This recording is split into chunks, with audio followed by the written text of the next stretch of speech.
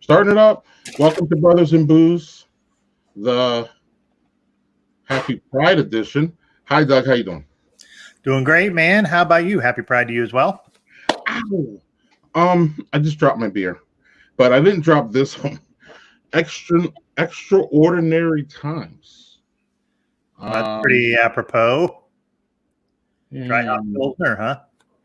Yeah, dry hop pills. You know what I think of those? I know that. And I got this in beer mail this week, which was fantastic. As people see, if you were in the group, you saw it, or I posted it somewhere else too.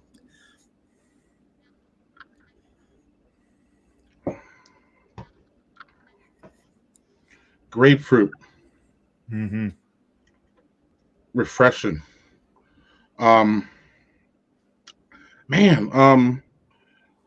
Citrusy, but not too much. Look how thin it is.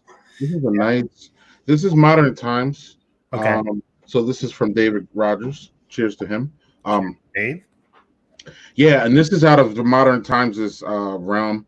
They do, crazy hop. They do crazy barrel beers, and they do crazy hop beers, and they do sours. So this for me is out of their realm. I would have never got it if it wasn't for Dave. So cheers to that. Yeah, I'm going to start with IPA, believe it or not. Ooh, man, this is good. Is it, before I go, is that crisp, like a crisp Pilsner? Or... Oh, crisp as all hell, man. That's good. Yeah, that one I had last week, I think it was. That one was not crispy. So, all right. So this is Warhorse Brewing. They're out of, I want to say Syracuse, Geneva, New York, which I'm not exactly sure. Basically, this is one of their beers where they do the all together, where basically they brew it and part of the proceeds go towards helping hospitality professionals. So, those folks who have really been affected by the pandemic because they haven't been able to work because, restaurants and bars have, they opened and then they immediately shut back down. So, which I'm sure we'll discuss later. So while you open that here, I want to talk a little bit about Delta Beer Lab, who's behind me here. They're one of my favorites. I'm working with them on a couple initiatives that I'll hopefully be able to talk to you guys about that soon. COVID has shut a bunch of it down, but I wanted to say I just want to give a shout out to them as it's Pride Month, and they are one of the 2 lesbian and gay owned breweries in Madison. So shout out to Delta. I don't know if you can see over my shoulder here. We got one of our old presidents right here. The one that came before the one we have now. The good one. You said that, but and we're not going. Are we going there, Doug? No, just we'll go. Okay. So cool. Let's talk about their fundraiser, please. Yes, it's too early in the show for that shit. Very fine IPA, by the way. This is excellent. Oh yeah, I'm sorry. Let's talk about it. Okay, please talk about the. No, get it. No. But this one is pretty much is. Boy, it's so citrusy on the nose. It's not overly hoppy, but you definitely get the hops taste. It's really, really, really super well balanced. Not overly hoppy, which I'm happy about. So, cheers. This might be And this is moderately hop. This isn't like aggressively. So, back real quick to Delta. They're doing I guess it's called a Kiva. It's more of a loan than a GoFundMe. I guess a GoFundMe is more when you give money and sometimes you get services back, or sometimes you just give money. This is one where I believe you give a loan and they give it back to you later.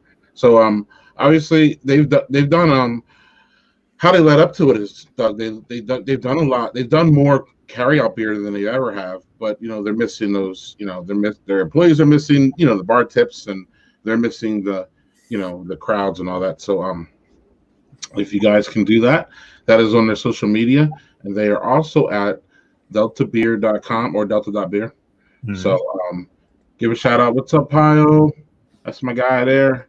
So cheers to Delta Beer Lab. Happy Pride. And now it's time for our guest. Yeah, man, bring him on. Jerry Richard is another, what's the word I want to use? Treasure that I found at Fresh Fest. But I knew him. Shout out to Robert Scroggs, because Robert Scroggs was the one, certified Cicerone. I've been trying to get him on the show forever.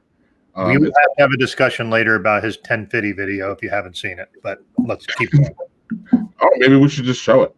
But I've seen it. But anyway, Robert is friend of the show. He did a couple shows with me.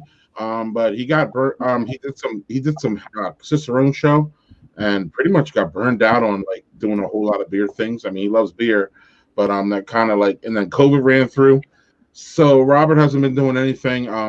But he hooked me and Jerry up pretty much, because he said, "Hey, you guys need to look for each other." So before I got to Fresh Fest. I'm on the ground in Pittsburgh, and we'll get check into the hotel and all that, Doug, and go downstairs. And I'm in the elevator, and the elevator opens, and it's Jerry. And he's like, "Hey, you're Greg." And I was like, "Whoa, who are you?" He's like, Robert told me to check you out. So like it was great. What's up, Jerry? Hey, what's going on? So it was fun. Like we met in an elevator, literally, or coming out of one, or right? I'm right about that, right? Yeah, I mean that was what was great about it. I mean, because Robert said, if you meet Greg, he's going to be there at Fresh Fest, so just say hello to me, hello to him. And I said okay. And it was interesting, right? Because like I saw you get in the elevator. I think I saw you come out later, and I saw you get in the elevator. I said, I'm going to try this. This guy could be like totally not. But I'm just gonna try this and say, "Hey, what's going on, Greg?" And I know the look you gave me was like, and you knew my name. It was like, what's going on? So that was great to get a chance to meet you there at Fresh Fest. Yeah, and it's good to be here tonight here at Brothers and Booze. Yeah, welcome, man. It's good to have you. Welcome. Yeah. What's in the glass? Yeah, what you drinking, man? So I am drinking first. This is from Odd News. This is their backyard rodeo. This is a Pilsner. This is actually one of my favorite of their brews. I mean, they make some really good stuff, but I love this. And, you can have a little touch of pride there as well. Here we go. So that's a crazy label for a Pilsner. Yeah. Show it up again, Jerry. Show it up again, because it does. Sure. I saw it. I love the little floaty and the unicorn and all that. I love that. I saw that. I said, that is so great. There's a label guy, so that's definitely something in my wheelhouse. Yeah, let's see. Loving the flamboyant and crazy Pride cans and stuff we're seeing now. It's great. Yeah, and then also their new brewery they opened up, I think, just late last year. So I mean, late last year, earlier this year. So just one of the new breweries that have been getting going here during all the COVID madness. So shout out to them. Yes.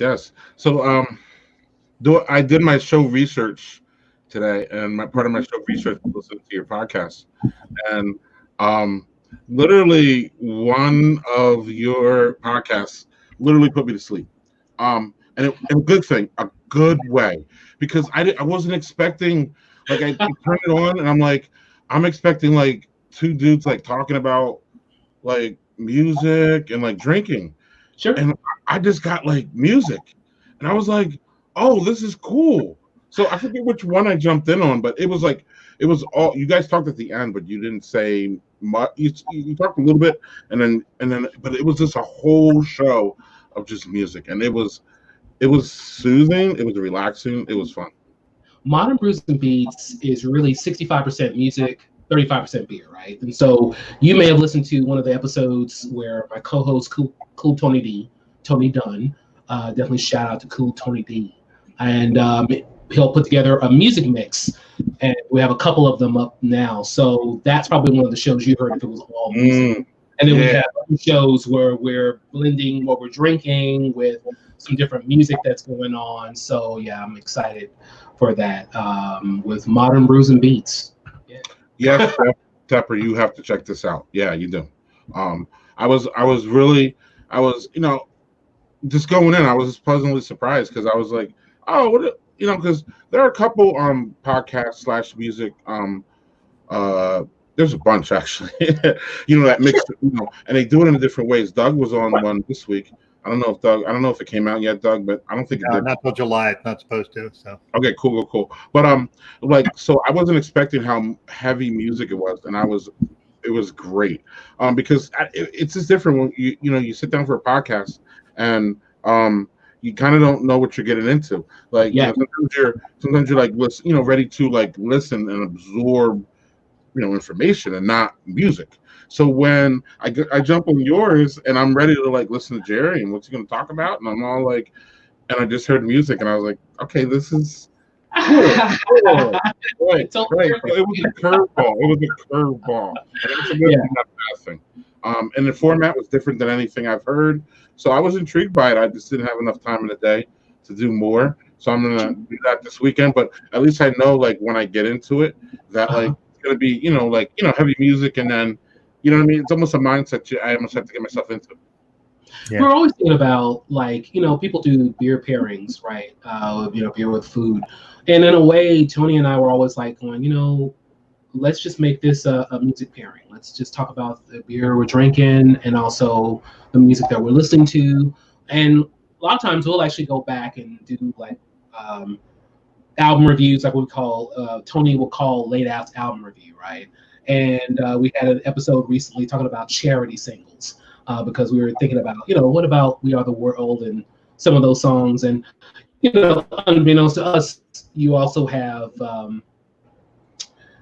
So you actually have the was a song that was just released with Beyonce and Megan Thee Stallion being a charity single, and just talking about different things, music, pop, jazz, hip hop, just whatever stuff comes to mind, and then just pairing some beers with that and having a little fun.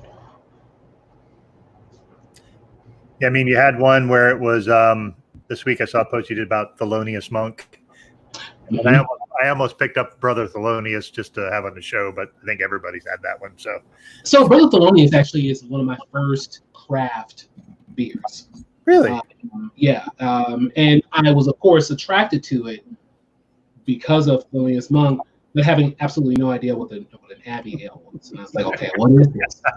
And so the gentleman, shout out to North Oak Cliff Beer and Wine, here in Oak Cliff in Dallas, and I went there, grabbed that beer, and was amazed because I was just like, okay, I'd never tasted anything like that, and so that really started me on a journey to discovering, what is this about all this beer, and I'm thinking beer before just Coors and Miller and all things like that, but never really getting deep into craft and never tasting these different taste notes. So that's kind of where it all got started. So I'm very thankful for Brother Thelonious. And it's interesting because I can put on Thelonious Monk, and I love that book because it really gave me an insight into the albums. It also gave me an insight into the artist, Thelonious Monk, as he was making music during these times, these tumultuous times.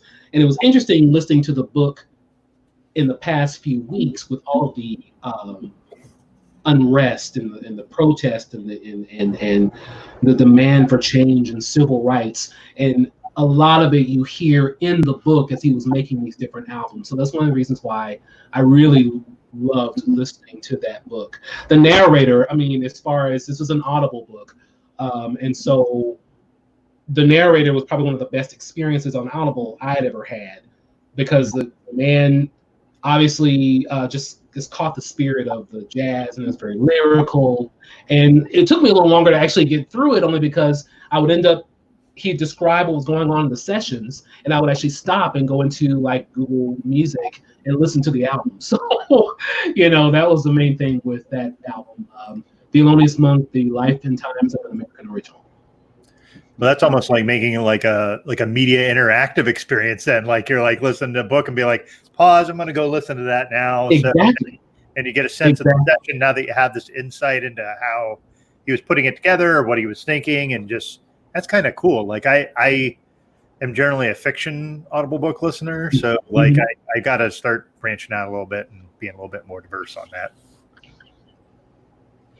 You know, I do fiction as well because I'm listening to Samuel R. Delaney's memoir, but I love his books on Audible as well. Speaking of gay pride. There we go. You know.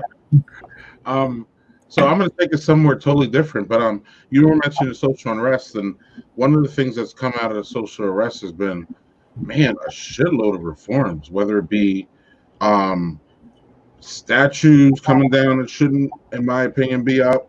There's some coming down that shouldn't have came down, but that's another story. Well, I don't know. Here in Madison, some crazy shit's been going on lately. I don't even know the city anymore, so I'm not sure what the hell's going on. But you know, whether it be reforms of we've seen reform of the police across the board, and we've seen all kinds of reforms. One that you are absolutely tied to, Jerry, is I wouldn't call it a reform, I would call it more I'm not sure what we call it actually. You guys can tell me. The removal of Aunt Jemima and Miss Buttersworth and Uncle Ben's from brands. And I know this hit you personally, Jerry, so I don't know if you want to talk about that, or am I? Sure, not a problem. Took a long while for it to happen. What's interesting about Aunt Jemima is there's a part of family history with Aunt Jemima for me, in that my great aunt, Lillian Richard of Hawkins, Texas, was one of 20 plus actresses that would go around to different stores and actually portray this character of Aunt Jemima. She did it for a long time, working for the Quaker Oats Company. And it's one of the reasons why Hawkins, Texas is known as the pancake capital of Texas. And they actually have a commemorative statue or a plaque for Lillian Richard there in Hawkins, Texas, which is where the majority of my father's people are from. Let me jump in real quick though. So if you guys are are your pancakes better than anybody else's? On the spot. What's interesting? Sorry, I have to inject some humor in here quick. But the one thing that's crazy about it, I mean, look, to me, it felt like a corporate distraction, right? With all of the messages of Black Lives Matter on the pages and different things that people are talking about. I'm like, why now? Why now are you switching out the name of Aunt Jemima on this syrup? I mean, and I was like telling my sister, I said, this is like no better way to cause a distraction than to talk about some maple flavored high fructose corn syrup, you know, and just kind of stop all the talk around, you know. So I just thought it was kind of interesting that they would even do that now, you know, because you have all this stuff going on. You're like, okay, hey, let's talk about some maple syrup. What? But whatever, you know. I'd like to think we can walk and chew gum at the same time. I mean, yes, but it to me it was very interesting, the timing, especially when it was actually an Onion article that actually came out kind of making a joke that it was going to be changed. And then shortly after, you know, the Quaker Oats makes this announcement. So you're like, oh, okay, was this a joke? Is this for real or what? You know, I don't know. Mm-hmm. So, but that's the whole thing with Aunt Jemima, and at least in my family. I hear you. So I'm going to jump on my next one here. This isn't a beer mail one. This is actually, Doug, I think you might like this one if I can get Star Yellow. Look how it's like 70s, I think. Oh, that's really super cool. It's I like that sort of font and stuff. It's a sour ale from a disco beer. Can we see that? Vintage Brewing Company, which won the best brew pub in America last year.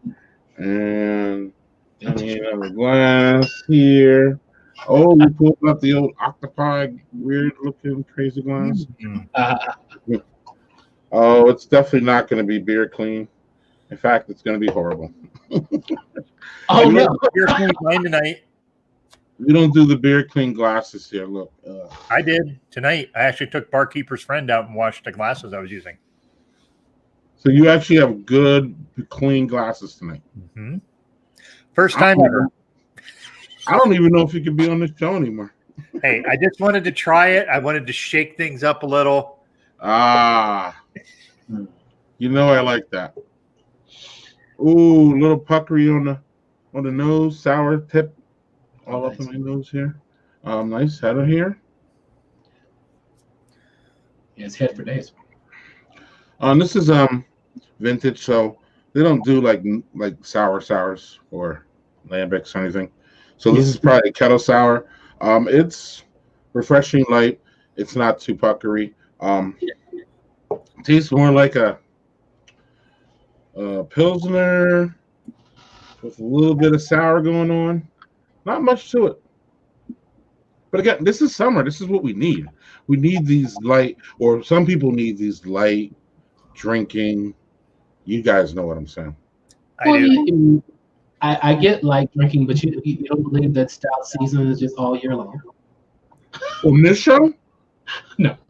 Just in general. Yeah. I mean, Jerry, we are that. That is us. It's hot. It's hot in Texas, but we still all stouts. Yeah, there isn't a show that doesn't go by that Doug doesn't have a stout. Come on now. I don't tonight. Well, no, that's wrong. I do. Right. I have one show, one out of a year that I didn't have a stout on. Wow. But I did have a porter. All right. So number 2 for me is the stout. So pastry, nice. Caramello Imperial Stout from Dewclaw, 8.5%. So they have a whole patriarchy series. I think I had one with blueberry muffin before. That was actually not half bad. That shit sounds good. So inspired by the iconic caramel dipped marshmallow treat, we introduce you to patriarchy caramello. Yeah, so they're using a Boston confectionery called Walk and Fuss Candies for their sugar element. Okay. I've never even heard of that, but that's pretty cool. Also, I did a barkeeper's friend. This glass is still dirty. I'm a little disappointed. Aw. But it's a stout. So are we seeing? Maybe I was trying to shake it up, and maybe I shouldn't have. Mm-hmm. So not much on the nose. Surprising. I was expecting a wee more on the nose, but just a little bit of marshmallow. I don't know. Okay.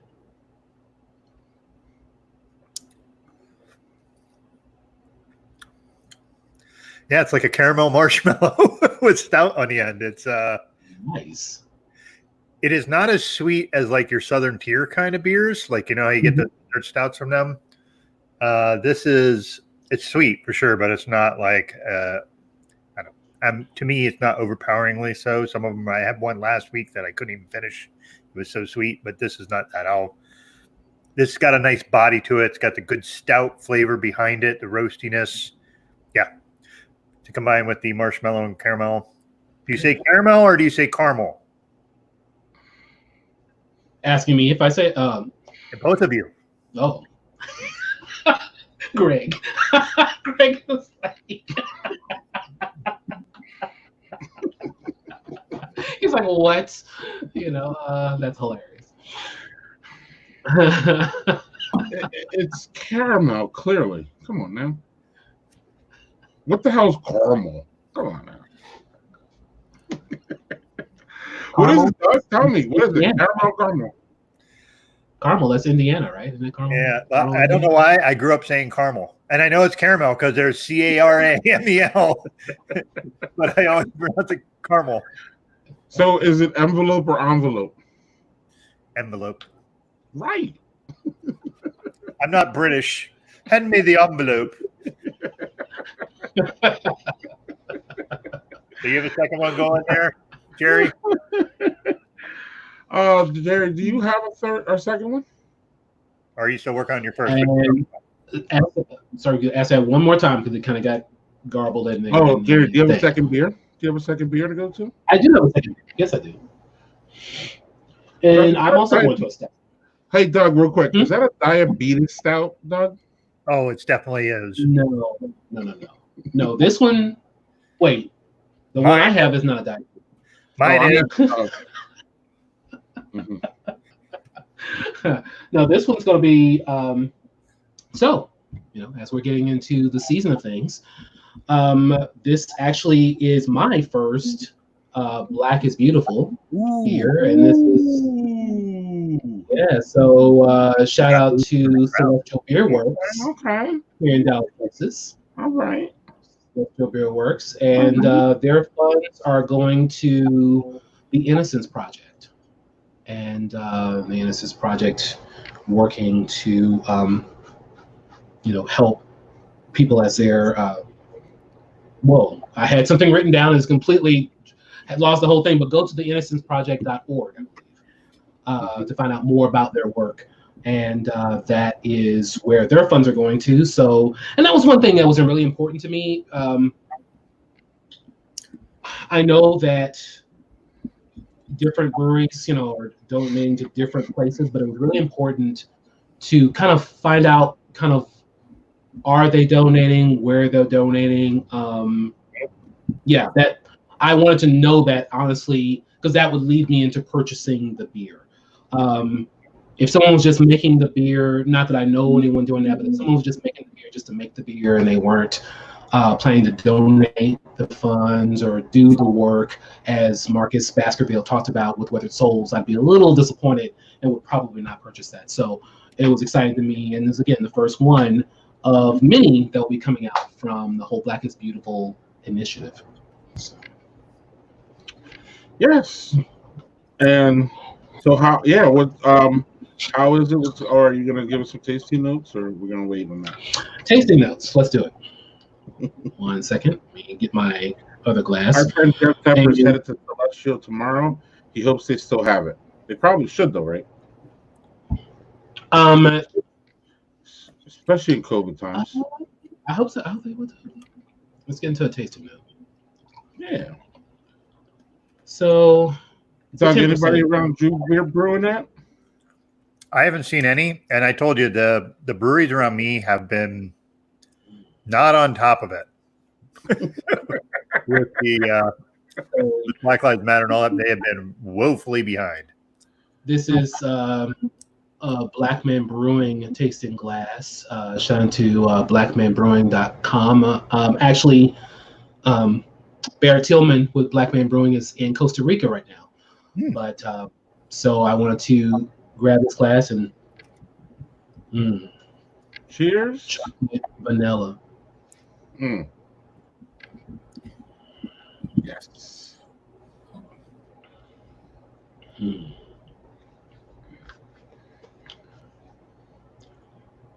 Nice vanilla, a little bit of coffee, and just a really satisfying, smooth taste. You look like you're having an out-of-body experience there. Like dark chocolate with a vanilla and a touch of coffee. That's what I'm getting. This is good. This is very good. Our friend Drew says Woods Boss. I guess it's a brewery, right? They should have some coming out soon. The Black is Beautiful beer. That's awesome. So, Jerry, let's explain to everybody what the Black is Beautiful beer is, because it sounds like you know more about it than me. So, is what it is? It's a recipe that came out for those. I mean, I know what's going on, but I want to let you. It's a recipe that came out during the social unrest. Yeah, Marcus Baskerville wanted to create, and he did this pretty quickly. I mean, according to listening to a podcast interview, kind of did a podcast tour. He really wanted to make this beer to begin a discussion about police brutality, to begin a discussion about diversity and inclusion, and came up with this recipe for Black is Beautiful, and has everything at blackisbeautiful.beer, I believe it is. And you'll have a recipe that's a collab recipe that's very similar or after the same things as Resilience that Sierra Nevada did, as well as All Together that other half kicked off. And this is just an opportunity for not only having a great, nice dark stout to begin discussion about situations that are going on that are local to that brewery. So while there are a few nonprofits that are listed at blackisbeautiful.beer, he really is interested in breweries collaborating and then working in their own communities to find places to donate the profits for that beer to help begin that discussion. And I honestly think it'll begin a discussion around the brewery industry, the local brewery industry, working with different nonprofits, and not only open a door for understanding, but probably even open a door for people to consider working in breweries and being a part of the brewery industry. Sometimes, you just don't know what you don't know, right? And it's like, oh wow, like okay, they gave us money. Let me see exactly what this industry is all about. And I would love to see that opportunity flourish. Like I'd love to hear stories that later on individuals not only got turned on to a brewery, but may have even considered being in the brewery industry because of this initiative. And that's what I'm excited about the opportunity of happening. Now whether it comes to that, I don't know. But I'm glad that it's more than just a great beer. It actually came with a full thought, and shout out to Marcus Baskerville of Weathered Souls in San Antonio for that. Yeah, I didn't know if you heard earlier, I have one of those all together beers for but that's an IPA recipe, I believe. That's the one that they're doing all the time. So sorry, my daughter and her cousin came in, so they're waving hi. So yeah, I have one of these, and this was an IPA from where they had a collaboration with the local brewery and a local restaurant. So that way the proceeds could help for folks that work with that restaurant that are not getting an income. Yes. But back to the Black is Beautiful part, I remember thinking like, because obviously I'm pretty white, so I didn't know if the Black is Beautiful was like the right branding for it, but you guys seem to think that's right on. Am I correct in that? As far as the branding? Yeah. Okay. What I'm curious, what was the concern you had about the branding? Well, the thing is, for me, it's not a concern. It's just like I don't know what the right branding is. You know what I mean? Like it's like I wanted it to be something because I want the right branding, so it flourishes and opens up and more people do it. So it was just more of that of like, is that right? Because I don't know what's right. What's interesting is that there are actually breweries now out of all 50 states that are working on this initiative, and about at least I last saw like 6 other countries that are going to be working on Black is Beautiful beer. I mean, it's actually kind of wild. And I think at the last count at the website, there's like 800 breweries that are planning to jump on board with this. So it's really kind of big. Now, I will say when it first came out, the label had the quotations around the word Black. I wasn't exactly sure why that was, and they had since taken that off. But I'm kind of glad with that because I wasn't exactly sure what the quotations were. But yeah, it's really spreading, and I'm loving people's additions to the beer, and also there's a homebrew recipe too. So for people who homebrew, there's actually a homebrew recipe for that. In fact, the Brewers Association just put out a recipe for it. There's also individuals who can get discounts if they're brewing the beer. There are Black is Beautiful beer kits that are available now. So yeah, it's really getting out there. Greg, what's your thoughts on that? Oh, I'm good. Okay. Bull. I like how you're just like, yep, that's good. I'm here. No, I like Jerry. Let Jerry speak for all black people in that one. No, you know, I mean, Oh shit. Well, there's no better segue into now it's time for our sponsor. Jerry, it's time for you to talk about what you want, buddy. Yeah. We don't have any sponsors, so you're our sponsor. You get to talk about whatever you want to talk about. whatever I want to talk about. Right. I'll give you a hint. Your stage, sir. Right. Don't you have a podcast and a website or something? Man, you can always follow me at ntxbeer.net. So ntxbeer.net is where I host Modern Brews and Beats podcast, as well as some news and information like that from Smitty's Brewing. Smitty's Brewing was also at Fresh Fest last year. Shout out to Smitty. And he was working with Grist House and did a work optional fruited sour, which, by the way, Grist House has actually just released again today. So you can actually go to gristhouse.com and order this year's version of the work optional fruited sour that was a collab with Smitty's Brew. So yeah, ntxbeer.net, and that's where you'll kind of catch the home of things. You can find me also on NTX Beer on Instagram and Facebook and Twitter. Although it's interesting, Beer Twitter has gotten into a lot of things, and it's just like, okay. Okay. I'm going to tell you, there's been a lot of sections of Twitter that have been just like on fire of late, and that seems to be one of them. Yeah, it's true. Right. So, bring it, Drew. Thanks, Drew, for bringing this up. Oskar Blues decided to brew a mustard beer or some bullshit. Oh, a French's mustard beer, not just a mustard beer. French's mustard, like the Coors Light of mustard. I mean, do you think someone would brew a Golden's mustard beer? Do you think someone would to do that? Yeah. What about Grey Poupon? I was gonna say. What about Grey Poupon Lambic? Grey Poupon Lambic, that would be awesome. You know, awesomely bad, but awesome.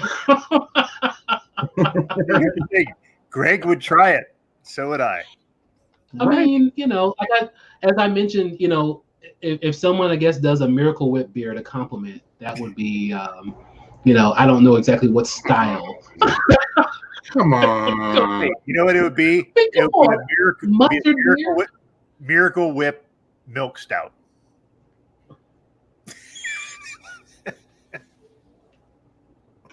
Seriously though, my soul. That was the first condiment beer I've ever heard of. Have you ever heard of a ketchup beer, a relish beer? I know we have pickle beer, but that's not what I'm talking about. A sriracha beer. And it's interesting because with pickle beers, like Martin House has really done a really good job here in North Texas with their pickle beer. One of the beers that I think a lot of other people should try here in Texas is actually from, oh my goodness, I'm forgetting their name. The beer itself is called Pickle Fucker. And I hope that went well on Facebook. Really? You know what? You know, hey, it's a part of the experience, right? But no, that's what it's called. That's what it's called, Pickle Fucker. Mm-hmm. Okay. It's 3.5%. It's a pickle sour wheat beer. It's really good. It's really good. Probably one of my favorite pickle beers. Yeah. So, or we have Wild Works did a pizza sauce beer. Weldworks, Drew is one of my brother-in-law's favorite breweries, and he lives out by Denver as well. I've had the Old Bay Flying Dog. That was like I didn't get a whole lot of Old Bay out of it. I was surprised. Yeah, there's some people that do some weird stuff. Now I don't know what this one Daniel Fisher that you said the Melkor. I have no idea. That's like some next level Belgian beer shit there. Stop laughing at me, Jerry. You don't know either, do you? I mean, I'm laughing at the Lusty Monk. Lusty Monk. Lusty Monk sounds like an awesome bar name. I don't know if I understand the whole Lusty Monk mustard, but okay. That sounds like an awesome bar name, the Lusty Monk. It's pretty spicy, I'm sure. Well, I don't know. Like, these are questions that Doug. So here, these are questions that Doug usually gets wrong. So let's see if he gets this one right. Okay. Uh-oh.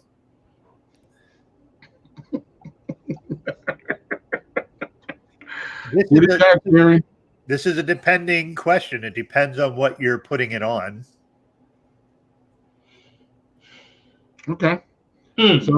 So then we'll get to the most divisive thing possible. Hot dogs. Both. No. Oh, Jerry? I mean, personally, for me, it always lies with mustard. So it's mustard. Mustard on hot dogs, right? Mustard on hot dogs. Because mustard is one of those condiments that I can always kind of get with, kind of on a sandwich. Honestly, if it's like French fries, a good French fry doesn't need any condiments. That's fair. I love French fries, so. Do you do both on French fries too, Doug? Do I what? Do you do both on French fries too? No, it's ketchup. Or if it's poutine or something like that, nothing needed. See, I gotta go. Drew, you could be wrong. I still love you, man. I mean, even Drew says no fucking ketchup. I mean, even if you do heavy petting ketchup, it's fine. But I mean, it's just one of those things that you just whatever works for the hot dog. All right, so it's time. Oh man, time for a show for this. Oh yes, woot. Yes. Moved away from ketchup and mustard. Fine. Yeah, ketchup or mustard. Damn it, Pliny. Yes, it obviously had to be sent to me. Looking forward to this. Thanks, David Rogers. Man, David hooked you up. Although we did see Aloe had that one too. Yes, but Aloe had to go sit in line for that shit. Yes, he did. I mean, David did too, probably. Or something. In my nice, not clean glass, but look how clear this is. Except for the bubbles. Yeah. I think that might be the most excited I've ever seen you for a beer after smelling it.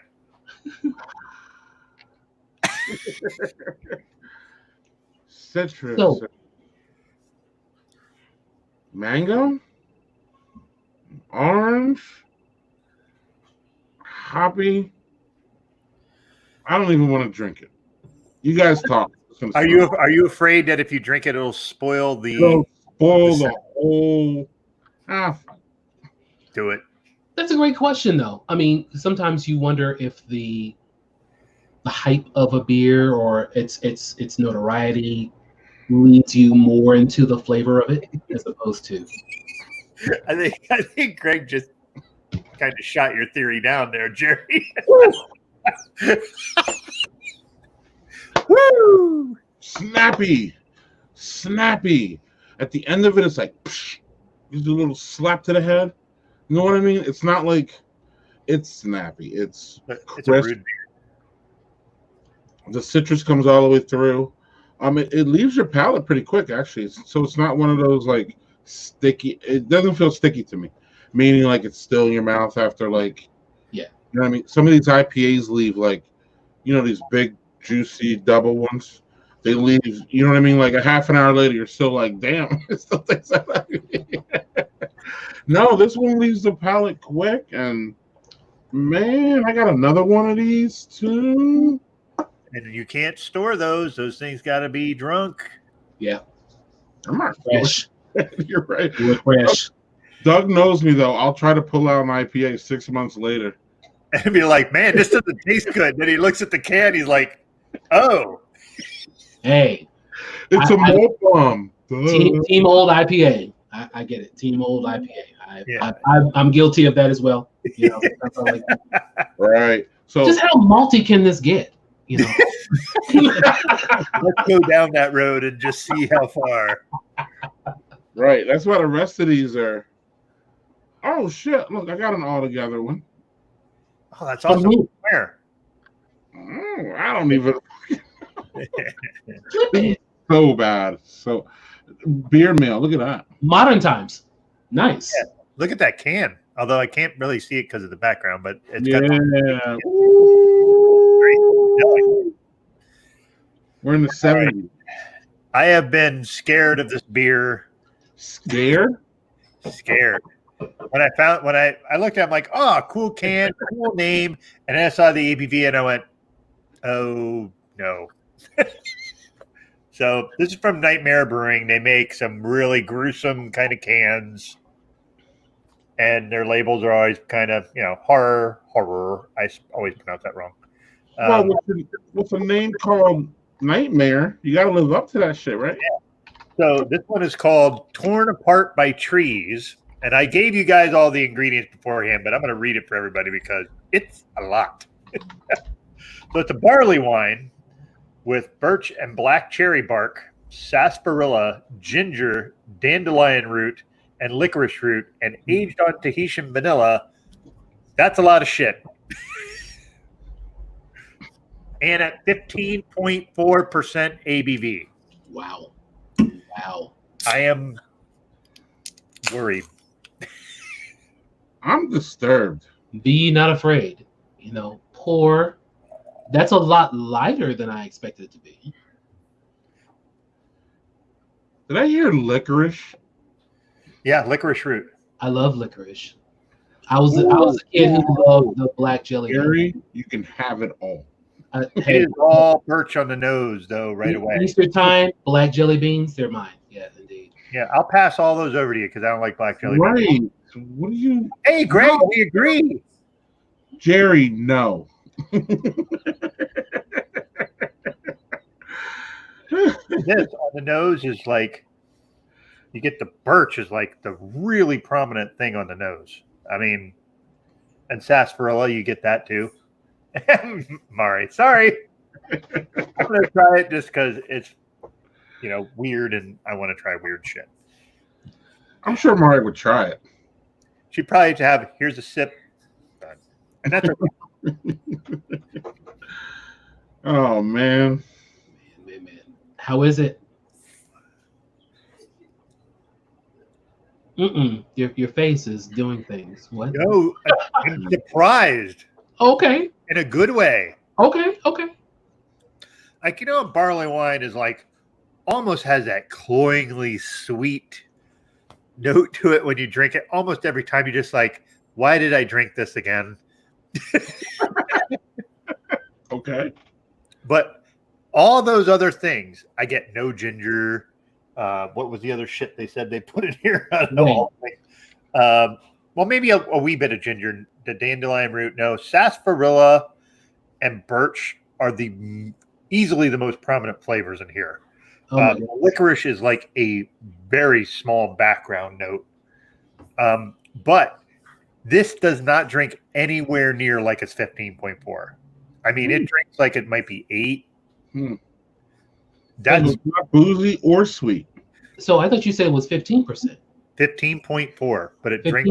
Okay, I don't know why I thought you said 17 just now. I was like, wait a minute. It drinks like a boozy sarsaparilla. Like, I don't know if you've ever had a sarsaparilla or like an old tiny root beer, but it drinks like a boozy root beer. Okay. All right.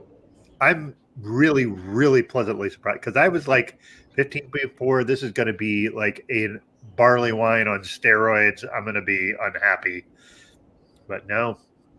Now it's not something I would get a lot of. I'll drink the can. And probably not ever having that again, but it's definitely unique. That sounds like a flight pour. Oh, it is.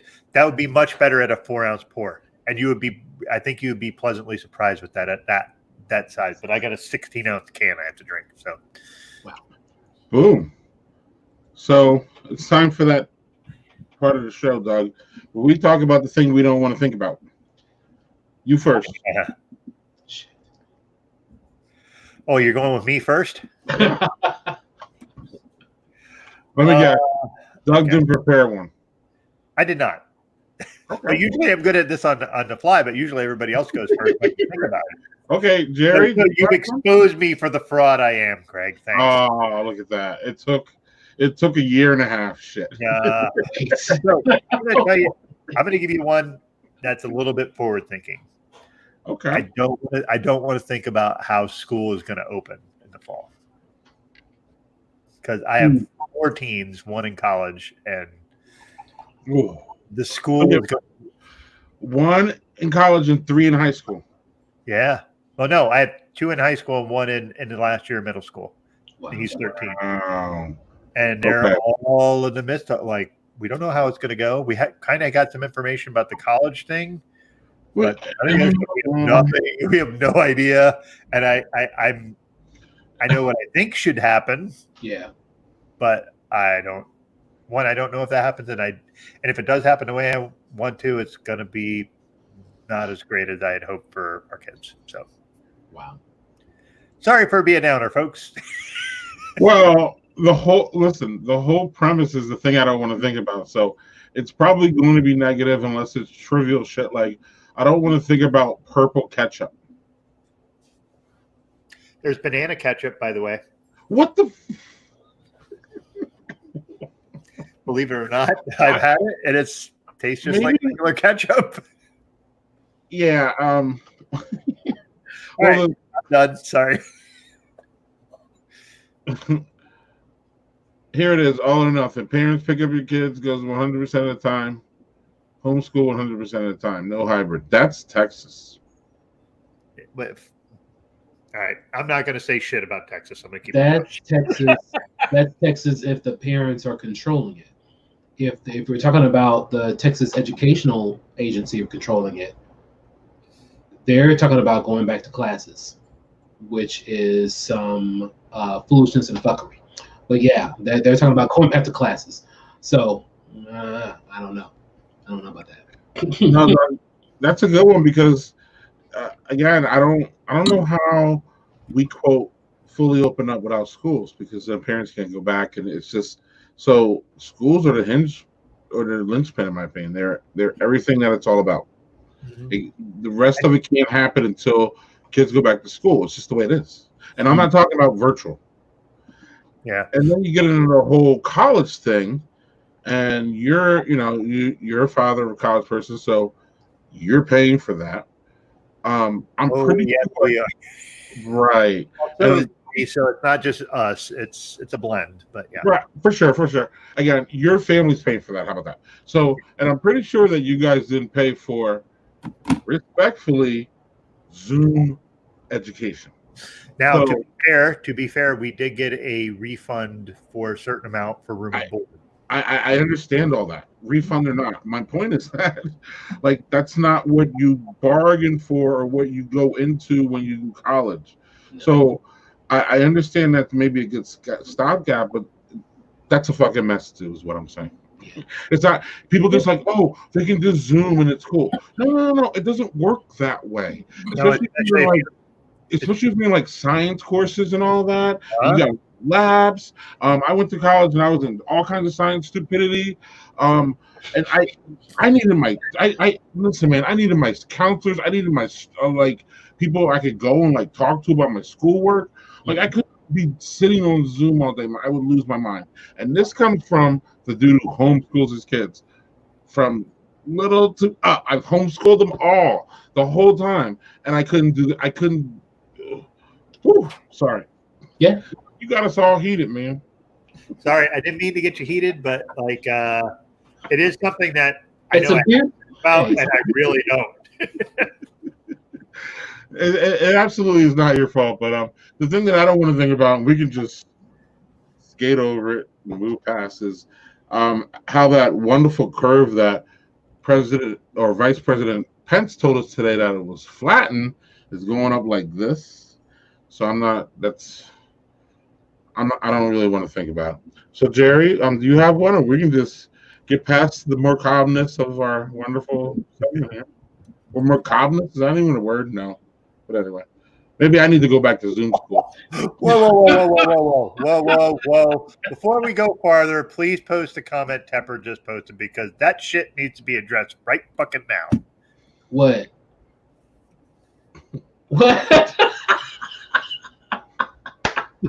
Shower beer. Fuck you, Tepper. I am a shower beer advocate, and Jeff thinks that I am a heathen for putting beer in like drinking a beer in the shower. Just don't do it with glass, Greg. Oh, Just don't do it. I mean, that really scared me. I was like, wait, you've got glass in the shower? What's really going on? Hey, man, he was trying. That's the thing. Is give him some credit for actually trying. He was giving it a go. I will give you credit plus an extra $5. But no, glass in the shower. He's never going to do that again. I was frightened. I was like, okay, my soul. That right there, I see spillage, cutting. It's too much. It's too much. I have no comment. I'm done commenting on that bullshit. I can't do anything right as far as that goes. So I've moved on from shower beers. I don't do them right. I completely missed the boat. So right. That's one of his main issues is glass. I think. That was the only thing. I mean, if it had been in a cup or something, just because I want you, I want it to be good for you. I want you to enjoy that shower beer. I'll just wait. It's just fine. Now, so Doug, since you're a shower beer advocate, right? I am. What beers are best for shower? What are best shower beers? We're back here. All right. So, and I think we've had that a lot of people have weighed in on this thing. Is like it depends on what you like. Any beer can potentially be a shower beer depending on your mood. I think for me, generally, like the lighter stuff, like your Pilsners, your IPAs, your Radlers are great.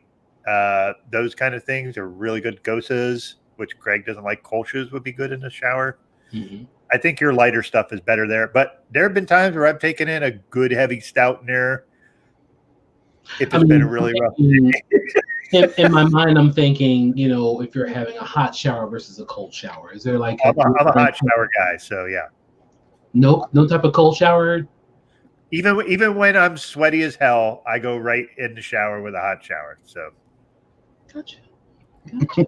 I want to boil all of it off of me when I go in the shower, whatever it is. They had and Mari says.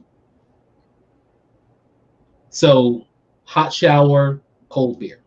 I got you. Yep.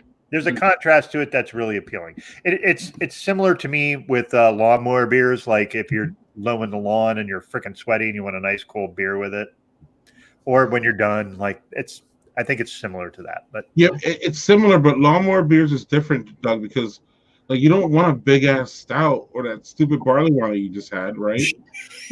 That's not a stupid barley wine, Greg. Any stupid barley wine. How about that? Fair point. Listen, you were the one. Don't come at me, Doug. Don't even. You were the one who, in your description of barley wines, you're like, you ever had a barley wine and most of them are cloying and sweet and so you started this shit. It's true. And when we went to Guinness in Baltimore, I had a barley wine there, and I was like, ugh. Because I always want to give it a chance. It's the beer I should never drink, but I always try to give it the benefit of the doubt, and it always lets me down. Except rare occasions, this is one of them. I look forward to going back to the Guinness brewery in Baltimore. I look forward to that. I mean, I've been once, but I look forward to going again. That was cool. Yeah, it's a fun place. And food's great. It's a good atmosphere. But you need to go up the street too. Yeah, to Heavy Seas. It's right a mile away from there. So I did go to Heavy Seas, and I enjoyed what I had at Heavy Seas. There was actually a beer. Oh man, I'm forgetting it now, but there was a few beers that I really enjoyed there at Heavy Seas. So yeah, this was 2018 that I was there in Baltimore. Not too bad. Well, that's also before they rebranded and all that stuff, so they look less like a comic book pirate thing than they do now. Interesting. Okay, I didn't know that. Yeah, they rebranded, so it looks a little bit more like. To me, that was the reason I didn't drink a lot of their beers, besides the fact that they distribute a lot of IPAs, which I'm generally not a huge fan of. But like a lot of it looks like a comic book beer to me. Like not like a Marvel comic, but like the comic booky pirate thing. And I was like, I don't. You need to do something different. And I'm a label person. So, but when we went there, like they had changed it. Their labels were different. They had a Pilsner there that was fucking kick ass. Greg and I were both. Greg brought it home with him. Like that's how good the Pilsner was. Like so, yeah. They've changed their labeling, and they actually had what was that? Was it a mango IPA they had that was cascaled when we were there, Greg? It was their Tropicana IPA, and it was cascaled, and it was phenomenal. Mm-hmm. It was a Tropicana that was cascaled? Yeah. Mm-hmm. Interesting. I would like to try that. I remember having Tropicana, and I mean. Yeah, but the cascale version was really outstanding. I'd be interested in trying that. Yeah, for sure. Doug, we are almost. Man, I'm out of beer. I'm still working on this giant one, which is good. I'm afraid to just like slug it down. Oh, you know what we do need to talk about? Robert Scroggs and his fucking 1050 stunt that he pulled on that he put the. What was that? That was some hot stuff. Robert, yeah. Robert. I was like, why are you doing that to a 1050? Should I pull it up or? Yeah, go on. Please pull it up. Yes, please. He has it in there, and he did this challenge, which honestly, from a dexterity perspective, is pretty great. Like I was like, wow, but what?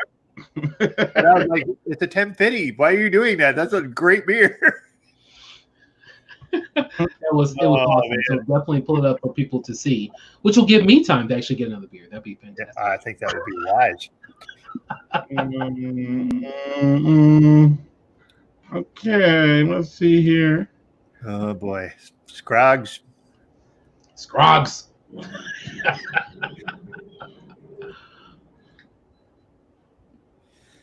Okay, let's see here.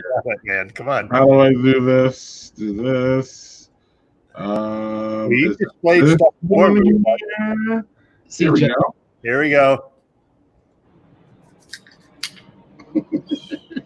Like I said, from a perspective of just dexterity, that's really impressive.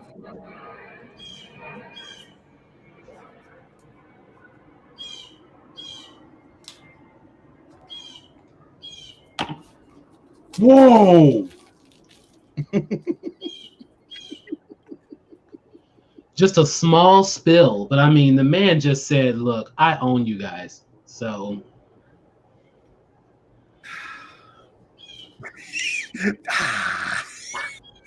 Jesus Christ, that was. Hey, you know what? Here's the thing. I love 1050. I couldn't chug one of those. Like, and I certainly could have bounced it off a basketball and caught it without it shooting 8 miles past my head. So wow. No, but listen, man, that dude drinks 1050 like water. Like water. I mean, 1050 is a favorite for him. So I mean, I know he's got that one 1050 that just sacrificed a little bit on his shirt, Don't worry about it. I'm sure he's got plenty more. Yes, I might actually agree with you on that just because that was impressive. Yeah, he's got more. There's no way he would have taken his last one and done that. Yeah. Tepper has a point, though. Yeah, he right. Oh Lord. Yes, that was epic for the win. Yes, Yeah. man, very impressive. Yep, It was. For sure. It was. You know? I mean, trying that. That's way too much work. Because here's the thing, you know what I would do? Listen, I'm a basketball nut. I played basketball most of my life, and I would go like that, and then the beer would shoot anyway, but where I wanted it to go. So yeah, I kudos to you, Mr. Scraggs. When I first saw it, though, I don't know why I thought he was about to like make a basket with it. I was like, you know what? You better not turn around and make a basket with that ball and then drink that beer. I will be too through. Just lay down. I'm done. So Man, but that bounces. I mean, that's wow. Cheers. I'm still finishing this pint. I was afraid to slam it. Apparently, you can slam any beer. Yeah, that wasn't barrel aged 1050 either. That was regular, right? It doesn't matter. 1050 itself is like 10%, I think. No, that is not a chuggable beer, though. It's just no, it is not. No. Like I love that beer, but I'm not chugging it. No. I don't know. That man's got bigger chest hair than I do, apparently. So, well, Jerry, it's that time, buddy. It's been fun. Yeah, man. Thank you very much for the invite. Yeah, Fantastic talking to you both. Yeah, and we need to have you back. Actually, we didn't even. Luckily, unless you want to go there right now, we didn't even get into the Fresh Fest mess. that's kind of evolving. So it's like, I love that look. That the look of Jerry's face when I said that is the look of everybody who went last year, who knows what's going on. It's just like you have the look, man. You like it could be a meme the way you looked. Mm-hmm. And especially if you we're planning to go this year, purchase a ticket, and your tickets are kind of in limbo. Right. So yeah, that's kind of the whole thing. I mean, a lot of people, hey, COVID's been knocking everybody out.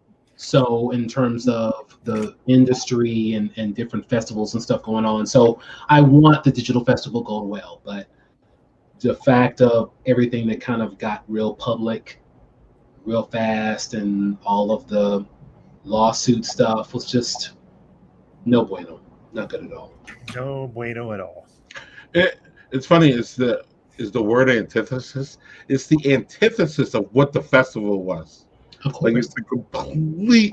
If you can get the complete opposite of how I felt, like on the ground there, how we felt like when we were there, and you know what I mean. It was just amazing. The fact of that. So as I said, man, to me the silver lining is that like if you're gonna pick a year to go crazy, 2020 is that year. So go buck wild, get your shit straight for 2021 so we can all meet and have that same experience that we had in 2019 where it was just a carefree, loving community. Yes. Everybody was friends. I got some text from I got some message from some lady that I met at Fresh Fest last year. I don't remember who she was, but she remembers me. And we go back and forth. We went back and forth and just having a conversation. And that's how Fresh Fest was. It was just one of the times where, it was one of those rare times, especially Jerry, you can speak to about how, in the brewing industry where you just feel completely welcome, where you just walk into a place. Right. And I mean, I walked in by myself. I knew I was going to meet you and a couple other people, but I attended that festival by myself. I walked around by myself the whole time. I was seeing people. I saw you know what I mean? But I was doing it myself. Yeah. And it was amazing. I didn't need anybody. Like, sometimes you need a pal to go with or, I didn't need anybody. Like, so yeah, it's disappointing, but I think that shit's going to settle out. And again, as I said, if they're going to cancel this year, It's a good year to be crazy and do your stupid shit. But come on, people, get people. I don't need the money, and I don't think you do, Jerry, either. And I'm pretty sure Doug doesn't. Like, but there are people who need their money, and you guys need to get your shit straight and give them their money. It's a fucking pandemic. Stop being bitches. Sorry, I love them both, but like, this is bullshit. Like, people are being affected with their money. This is the last time. This is like the last moment in time where you need to be fucking with people's money. So exactly. Stop all that. You don't know where people's job situations are. Right. Exactly. Like, come on. I mean, if somebody really believed in it and took that jump to go and buy a ticket, if you're not going to have the festival and you're going to stop something else from happening, like pushing an injunction, you need to refund people's money and say, hey, here's your money back until we actually get it worked out. Right. And we're talking like, I don't know, wasn't it like 150 or something? Yeah. So that's a lot of money. That's a shopping trip, period. When you don't have a job. Well, it depends on your shopping trip and how many people you have in your house, because that's a very light grocery shopping run for me. Right. And again, who are we talking about? Brewing industry people around this industry. Right. This industry is sucking. It's hurting because people can't go. And who knows when it's going to end. We got places saying, oh, we're going to be 50%. We got places like, oh, we're 75. Now we're going back to 50. We got it's all over the place. So we got Texas literally telling folks 3 hours before they're supposed to open, hey, close. Right. Close. And that's, how about closing? And then we'll go back to 50%. I mean, talk about taking money out of people's pockets. So yeah. And they're already getting half, Jerry. Like, think about a waiter or a bartender. They're getting not even probably half of what they normally would get. Right. Like, not even half capacity. So, yes, people, please get the people the money back. And then you guys can go to court and argue about all that nonsense. So, yeah, look at that, Jerry. We fit in Fresh Fest there. Jerry, I don't know if you saw last week's show. It was last week's show.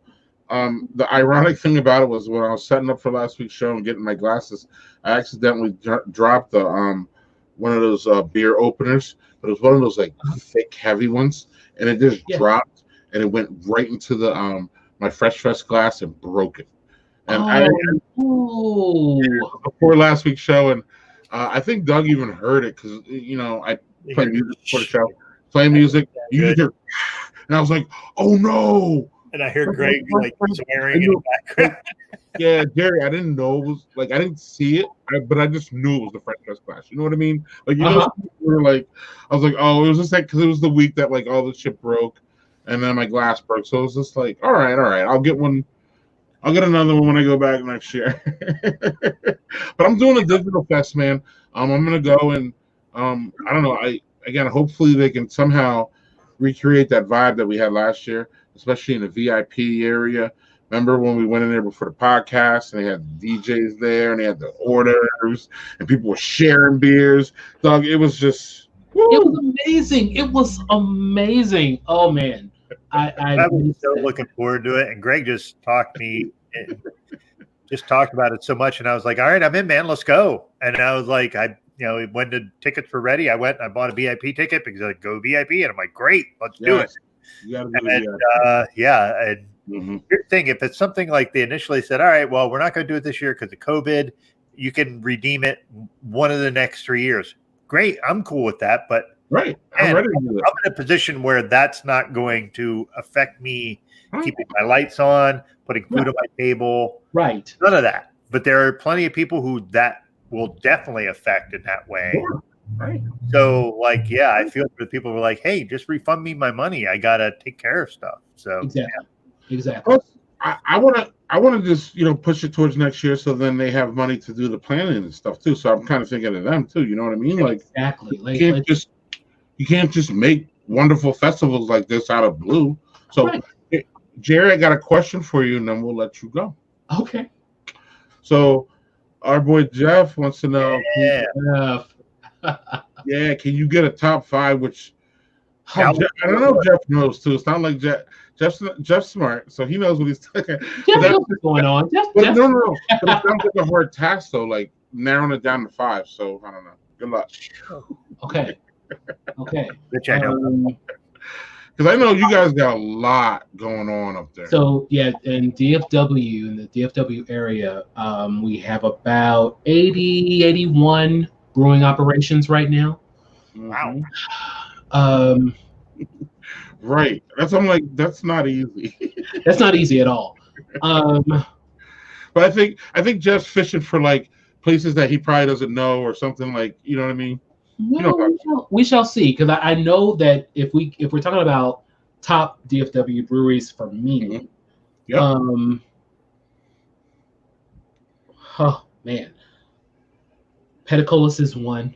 Pedicolis definitely goes in that. It's not in any particular order, but Pedicolis definitely goes into that mix. Celestial goes into that mix. Celestial Beer Works goes into that mix. Okay, so maybe not top 5, but just favorites. Okay, makes sense. Yeah. So, I mean, yeah, Pedicolis goes in there definitely. Celestial Beer Works goes in there definitely. Intrinsic in Garland, Intrinsic Smokehouse and Brewery goes in there for sure. Smokehouse and Brewery. Lakewood goes in there for sure for me. And oh gosh, for a fifth one. A fifth one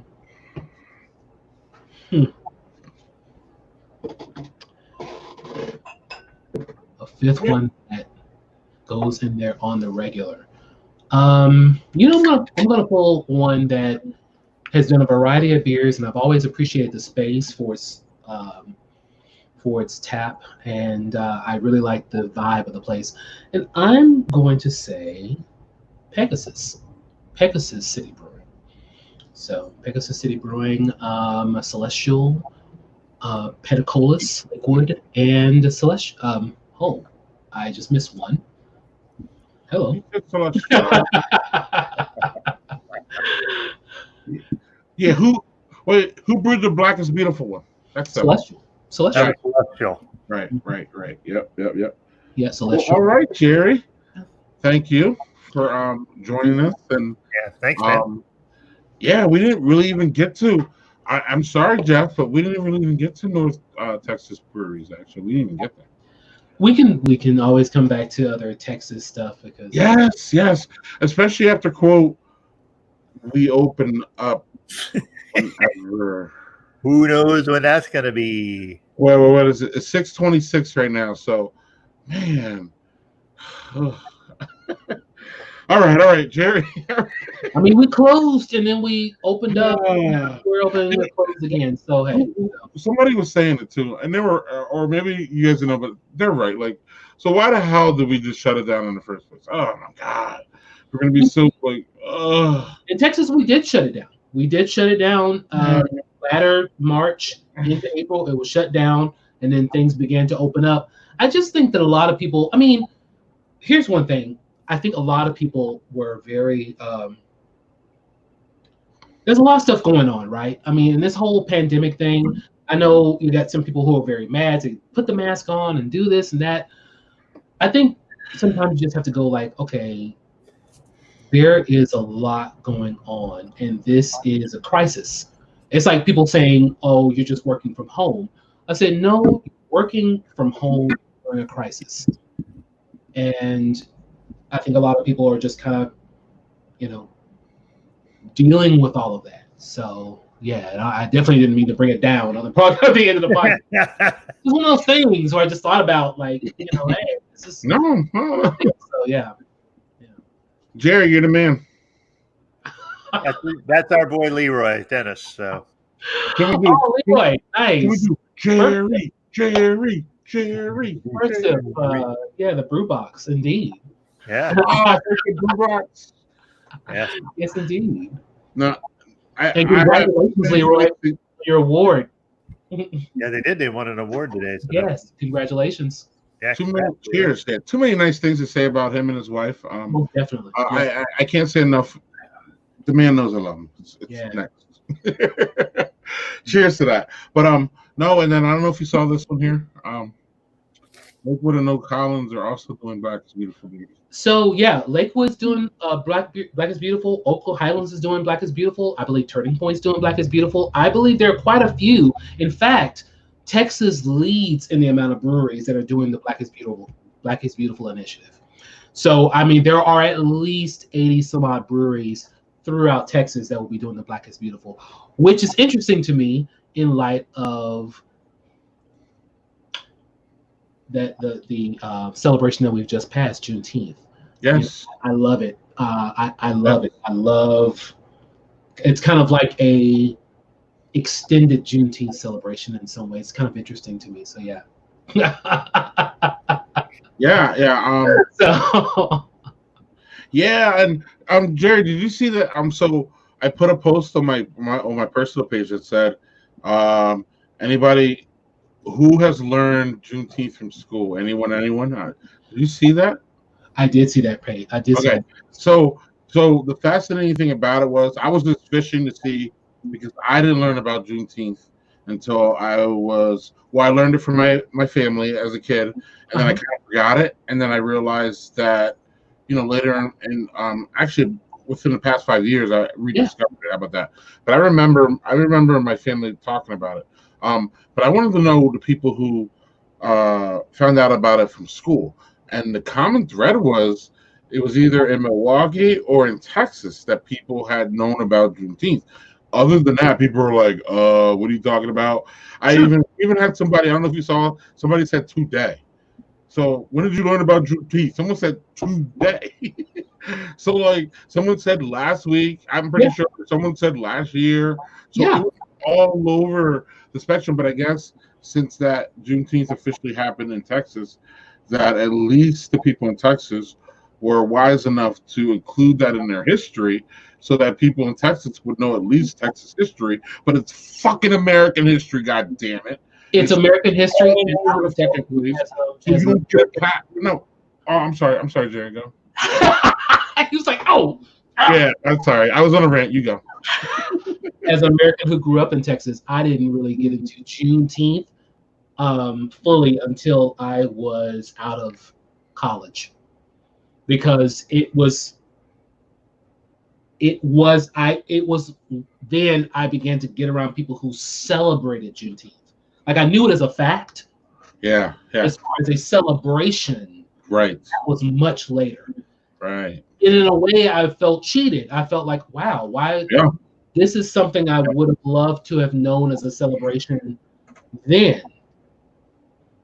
So. And I believe too, I believe a lot of our white friends feel the same way, and a lot of them were on my status saying that as such, like, this is bullshit that I'm just finding out about it. Like, this is bullshit. And I've heard it, and I've had people even DM me and say this. Our white friends are like, this is horseshit. Doug? I was one of them. I didn't know until a couple years ago. And even then, it was more like an esoteric Juneteenth. And I'd heard of it more as a celebration in Atlanta, as like a big party. Mm-hmm. It wasn't like, I didn't know about it as this is the reason this is being celebrated on this day. I didn't. It was more like Juneteenth was like, hey, everybody in Atlanta gets fuck wild. We go have a good time. Mm-hmm. Literally, that's what I heard of it. And I'm pissed that I don't know more about that stuff. I'm pissed that I don't know more about Tulsa and Philly and like all these places. I learned nothing about. Oh, you said Philly, the move stuff. Mm-hmm. Oh. I knew nothing of that, and I grew up in Pennsylvania. Well, I knew nothing about that. I was 10 or 15 blocks away from that when it happened, so I can. Wow. Well, see, we're still trying to get that done in Texas, because we can't fully celebrate Juneteenth when there is still a fiscal holiday on the books in Texas on January 19th called Confederate Heroes Day. So until we get that, there is a holiday on January 19th in Texas called Confederate Heroes Day. So we really can't get deep into Juneteenth in terms of celebrating that as far as everyone until we get that off. See, this could go for 8 hours. I'm telling you. Listen, this Confederate. Listen, the more I learn about this Confederate, the more I don't understand it. Like, the whole thing lasted like 2 seconds. Mm-hmm. They got their ass beat. and now we still have statues and shit. I don't. I love when people say the Obama presidency lasted longer than the Confederacy. I love that shit. I heard the Golden Girls lasted longer than the Wow. fucking last. The Golden. Don't fuck with the Golden Girls, though, man. Oh. Hey, so, not to go. I don't know if you saw the thing from Michael Harriot, and he's a professor. Boy, I'm not actually sure where, but he did this whole Twitter thread about how the Golden Girls were mafia dons. It's hilarious and awesome. If you can find it, it's superb. All Michael Harriot was also on the 13th documentary. I don't know if either of you seen that. So Michael Harriot, I believe, works for The Root. Yes, Root, that guy. Yes, he did a whole Twitter thread about how the Golden Girls were mafia dons. It was awesome. It was interesting with Michael Harriot because Michael Harriot was the one who supposedly called out the presidential candidate, Buttigieg, and called him out for some things. But then when he had the follow-up conversation with Buttigieg, he sort of kind of did the lawn chair fold. So I was like, oh, that's kind of interesting about Michael. But yeah. No. That was Pete's big problem. Talking politics, that was Pete's big problem was he just never connected with black people for whatever reason. And I don't know, people were like, oh, it's just because black people don't like gay people. It's like, I don't know, it's way more nuanced than that, sir. But it just seemed like when Michael had the conversation with Buttigieg, though, that was the opportunity he had to really specifically call him out on some things. And it just felt like that follow-up article with him and Buttigieg just seemed like he was sort of like, oh, I didn't mean to call you out. My whole thing is, if you're going to keep the energy, keep that same energy all the way through. Don't bring the energy and then all of a sudden go, oh, no. Sure. Bring it. I wonder if it's more like the fact that because Buttigieg is gay, that he was trying to be a little bit more mindful of, oh, yeah, you're having a struggle too. But at the same time, I see what you're saying. If you're going, hey, if this is your platform and this is how you approach it, stay on that train. Exactly. Stay track and keep on it. And I didn't know Buttigieg. He was the governor of what? He was the mayor of South Bend. Bend. Indiana. Okay. So I wasn't aware of him, and even the whole fact that he was gay came out fairly late in the thing. He really wasn't trying to come out like that, but it just came out, and so they in terms of pitching him and marketing him, they sort of came out like that. Yep. So I didn't really know about the relationship and he had with the community, and it's always important if you're the mayor, regardless of your orientation, you should still have a connection to your city, and if there was an issue around that, then again, regardless of orientation, if you don't have a connection with your city, you don't have a connection, and it's for people to call you out on that. And that's where his problem started. Because he couldn't pull in black voters because his record, as far as with the police in South Bend, was not great. So Jeff Tepper says hip hop is the only reason I have a decent knowledge of Black history. I can see where hip hop can start. Can start. Right, but if that is, again, Jeff Tapper, a smart guy, and if that is your main source of Black history, again, clearly it says less about Jeff and more about the delivery method. What are the materials that we're getting? And it's funny too, because Jerry, you're here during Black History Month. Why don't we have White History Month? Because that is 11 other months around the year. Right, every month is White History Month. Can you have just a little awareness when you talk this issue? Not you, Jerry. The people who say White History Month. You know what I mean? One thing I love about Jeff is a true hip hop fan. Oh my goodness! I know he not only. We're not talking about just major hip hop, but just local hip hop. So I appreciate that. And but yeah, there's always a door, right? It's always good to have that door, whatever the door is. Maybe the door is public education for some people in terms of PBS. Maybe the door is hip hop for some people. Maybe the door is a certain style. So yeah. Right. Mm-hmm. I was gonna say maybe the Doors' Public Enemy. So Hey, that was my introduction. No I shit. mean, And I'm going to tell you. speak, I'm Doug, going to speak. give you one thing about Public Speak, Enemy Doug. that drew me to them. Was I was a white kid growing up in super rural Pennsylvania. I fucking hated country music. I hated the fucking Poison like glam rock. Hairband. Oh, hairband. I didn't like any of it. So I listened to rap and R&B, and I was into all of it. Yeah. I got mocked relentlessly for it. But I remember one of the things that I really enjoyed that I heard from Kurt Loder on MTV about MTV's doing about Public Enemy doing a concert in a prison, and they were super concerned about them doing a song called Black Steel in the Hour of Chaos, which is all about a prison escape. And they were worried that it was going to incite a riot in the freaking prison. And I was like, all right, holy shit, I really need to listen to this. And that was my first introduction to really, because I grew up in almost an exclusively white rural Pennsylvania town, was my first real exposure to what the struggles are for some black folks. And again, it's Public Enemy. It's not the width and breadth of everything, but it's just very specific. And Chuck D's voice is so goddamn powerful and just forces you to listen. And I was just instantly drawn in. I must have listened to It Takes a Nation of Millions to Hold Us Back like 8,000 times. Like I just, ugh. So Chuck D's 60th birthday is coming up. No shit. Wow. Cheers to Chuck D, man. And yeah, you know what's amazing about all these, and Jeff, if he's still watching, he already knows, is that like they age so well. Like, again, all I have to say is fuck the police and the shit and the crap that NWA took.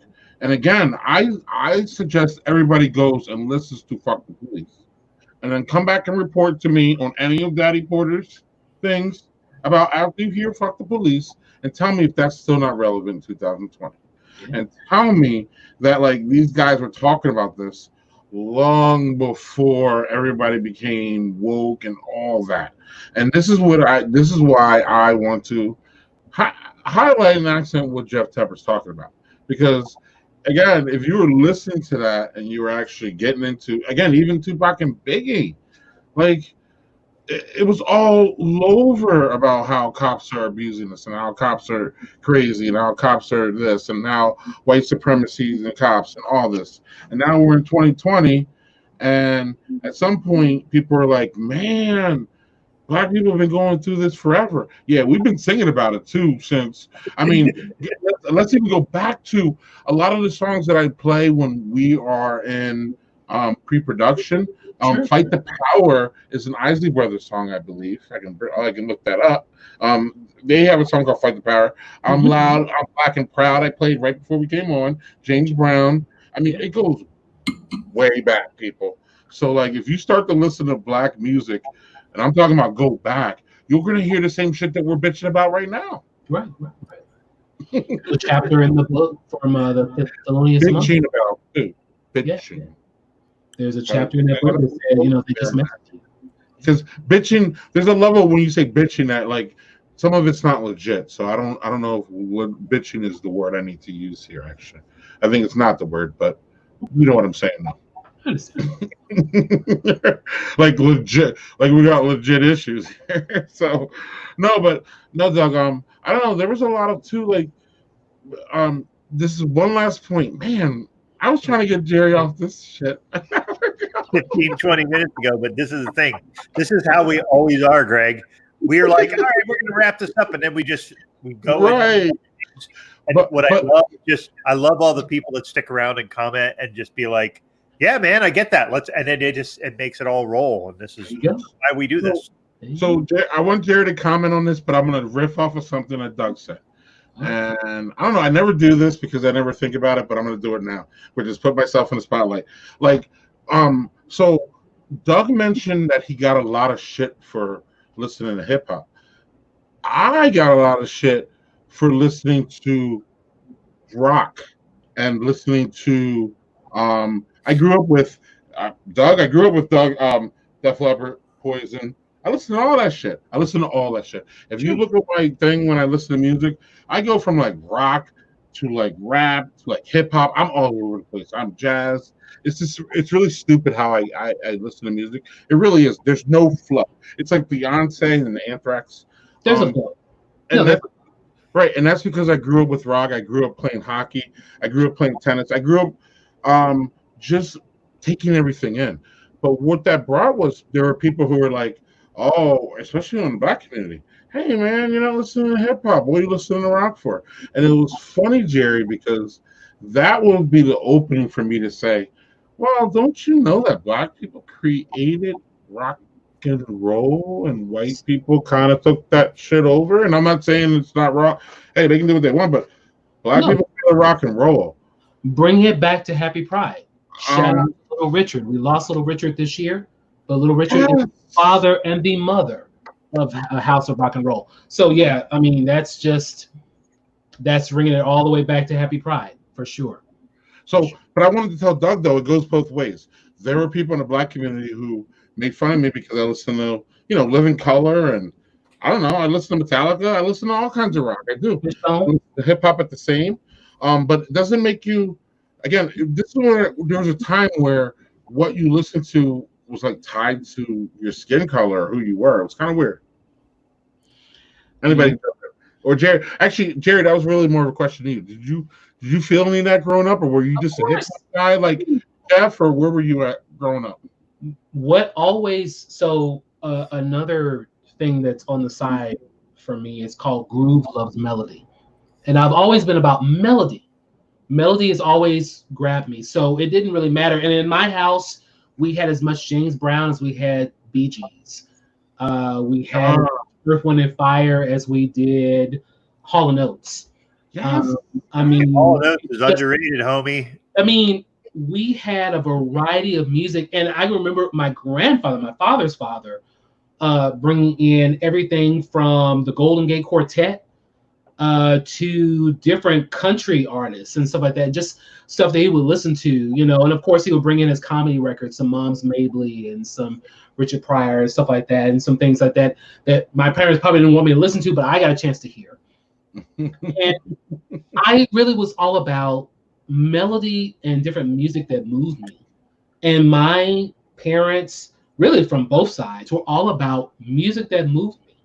So I could totally get down with Switch, which is pre-DeBarge, with I Call Your Name, and then totally get down with something from Queen in the next second, and there'd be no problem. So that was, I never really worried about it. And then I sat there and did something really crazy when I joined a particular evangelical church when I was younger, and they did this whole satanic panic and got into this whole contemporary Christian thing. So that's another whole side of music that I got into as well. And that just is that, there's some people who get into that and not. But yeah, I really just am all about melody and about groove. And if you've got the melody, you've got the groove, you've got me. And I don't know, I shrugged it off as far as people saying that because I'm a certain color, I shouldn't listen to a certain music. Hell, I am a part of, when I went to college, I was a part of an 11-man a cappella group, and we've been performing for like the past 25 years, and it's all a cappella. So it's just one of those things where I never... I can't sing worth shit, so right. You don't want to hear this guy sing. Nah, I've heard you sing, trust me, and it's better than how I sing. So my family shrivels when I sing. That's right. So let me just preface this by the fact that I'm partially deaf, so all tone is just completely lost to me when I sing. The only time I think I sound good is when I'm in the car by myself. All right, so Jerry, yes, I gotta let you go, man, because otherwise we'll be here another 2 hours, as Doug said. He's right. We'll be here another 2 fucking hours. I got all the spirit these people sent me. I can sit here all night. Man, Jerry, tell everybody where they can find you. Yes, Especially your podcast, which again is a pleasure, and it was almost a joy to find out that like it was mostly music. It really was. Not that again, I could probably listen to you for an hour and talk to. That's cool. I just did, right? So yeah. but but to have you have that mix of music, and again, shout out to everybody, because again, I was just really surprised. And is that really quick though, Jerry? Is that because you guys mix it? Is that because that's your music that you guys can quote afford it? Because Yeah. How do you royalties or what's going on thing or something like that you can pull off? Because Doug and I avoid music because I ain't trying to pay for that shit. I get it. Usually, there are a lot of artists who are looking for promotion, and so we like to promote different songs through the podcast. Now, some of the mixes are songs that are looking for promotion as well as some other things. But you can find all of that at ntxbeer.net, and ntxbeer.net, the website. You can also find me at ntx_beer, and that's at Instagram, Facebook, Twitter. And then the podcast is Modern Brews and Beats. It's about 65% music, 35% beer, 100% fun. So that's Modern Brews and Beats. That is a great tagline, for sure. It's unique. It's a unique show, and everybody should at least try one. Yeah. I had two. It actually, the first one played, and then the other one was rolling, and I literally laid down while it was there, and I was just like, wow. And I woke up, and like it was like the next song. And it was just like, this is really relaxing. I'm not sure. Again, it's funny because, like, normally if I say your podcast put me to sleep, that's not a good thing. Trust me, even when you said it, I was like, oh, okay, well, that lets me know some things. This is all good. I appreciate it. Not like, this shit sucks, kind of like, dude, put me out of my misery. Like, with all due respect, I know Jeff's watching, like, that's baseball like, for Jerry, me. what's your day job, Jerry? Okay, don't lose that. Just make sure you hold on. Hold your Right. Because you'd be like, Jerry, don't lose that day job. But I try my best. No, but that's my baseball on Sunday. Like, baseball's what I want to put on Sundays if I want to take a nap. I'm not even trying to be an ass. It's just kind of baseball is boring as fuck. But let's move on. Right.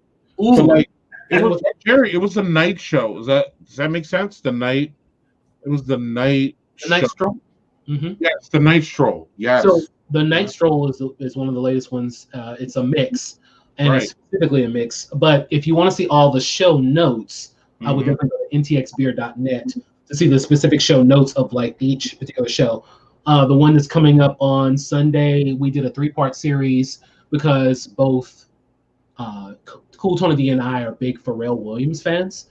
And so we did a show around the Neptunes and around NERD. And then we've got a show coming up dealing with just Pharrell Williams solo albums. So, yeah, take a listen. So we're going to get happy. A little bit of that and more. Are you going to wear that? Now, Jerry, you're going to have to wear the hat then. Yeah. Oh, the mounting hat, Arby's thing or whatever. Yeah, Doug's right about the hat. Right.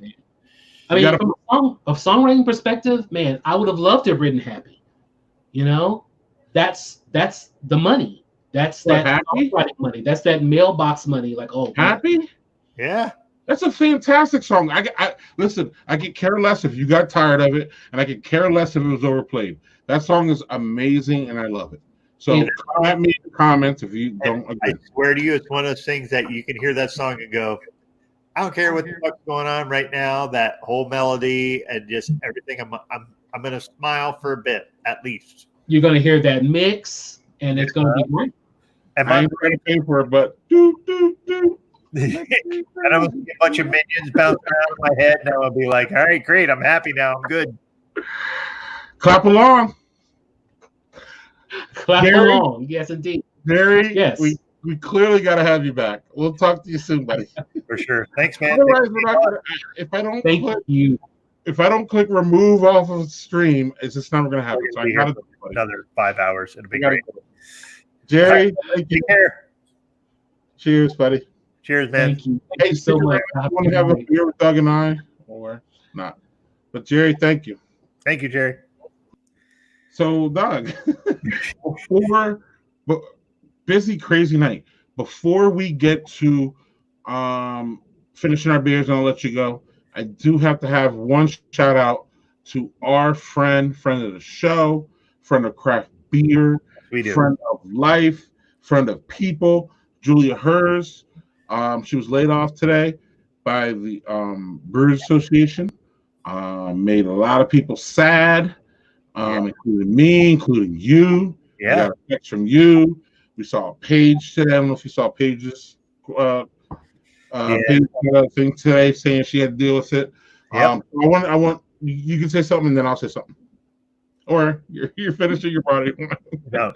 So I wasn't able to be on the show you had with her, but I did listen to it, and her passion for beer and just, I don't know, her just general enthusiasm, you just go, all right, great. Hey, that just makes me want to explore whatever she's talking about.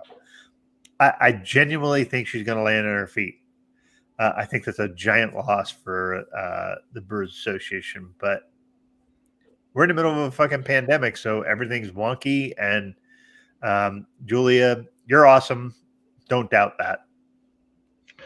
Yeah, and it's great because I have a couple of things that Julie and I did content wise that I haven't released yet. So boom, that's coming out.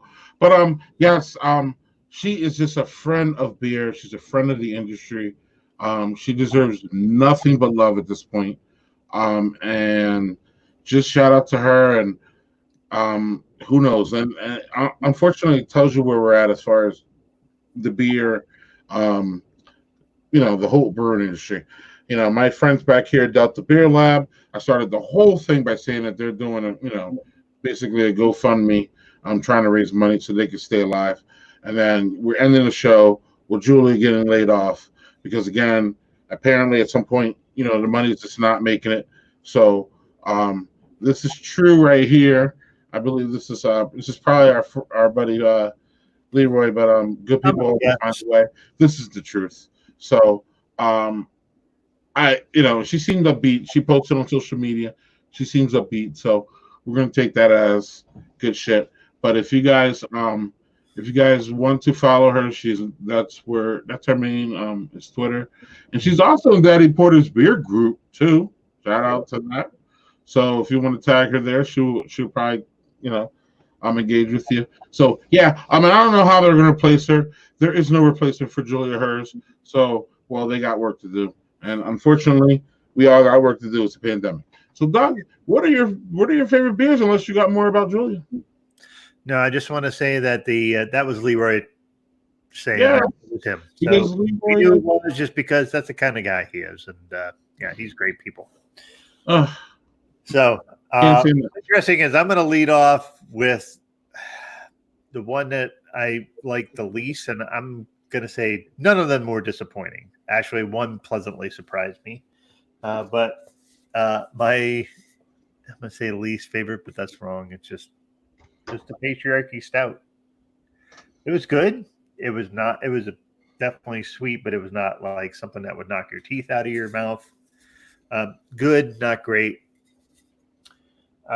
My second favorite was the Altogether IPA from Warhorse with Kindred Fare, which is the Spirited Cookery is their moniker, but that's the proceeds from this. Some of it go towards those folks who work there because they're obviously not open. And this just surprised me so fucking much. The Nightmare Barley Wine. It's called Torn Apart by Trees. There's a million things going on in this. There's birch and black cherry bark and sarsaparilla and ginger and dandelion root and licorice root and Tahitian vanilla. And I'm just like, this is going to be a bloody fucking mess. And it was surprisingly tasty. Now, again, it is not something you're going to chug down. It's 15.4%. But really good. It tasted like a alcoholic root beer. You, you sound like my friends from the UK. I got a couple friends over there. A bloody fucking mess. I thought it was, well, part of it was it's fucking bloody in the label, but Yeah, I was like, this is going to be a mess. And I said it when I opened it, I'm like, I'm a little scared of this because it's high ABV. It's got 18 different ingredients, but no, it all works. What about you? So you guys are probably, if you guys saw what I drank, you're probably gonna be a little surprised at my results. But probably not though. This is the I'm going from worst to first. The sour ale. It was this kind of, it's good for sour ale. It was this kind of from my night. Was that the disco ale? Yeah. Star Halo. Yeah, it's a good one, but it's kind of got drowned out in the night. It's gonna be tough after this one. Extraordinary Times, the dry hop pilsner. Man, that's my second. Woo! Mm-hmm. This is really, really good. I wish I had another one of these. Thanks, David Rogers. Shout out. The next one you're gonna be surprised at, Wolfie, is Pliny. Not the best of the night. Wow. Fantastic. Great. Don't get me wrong. Oh, love it. But this one though, it was in this glass.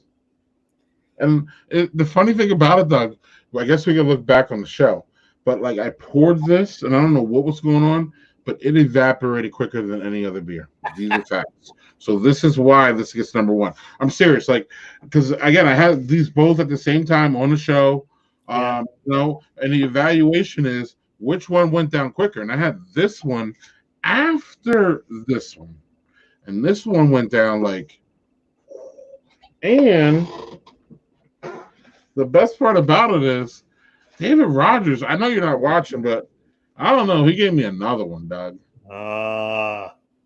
And this motherfucker is 8.0%. Woo! So baby. I'm looking to crack this one open right now, but I'm also looking to hit that end broadcast.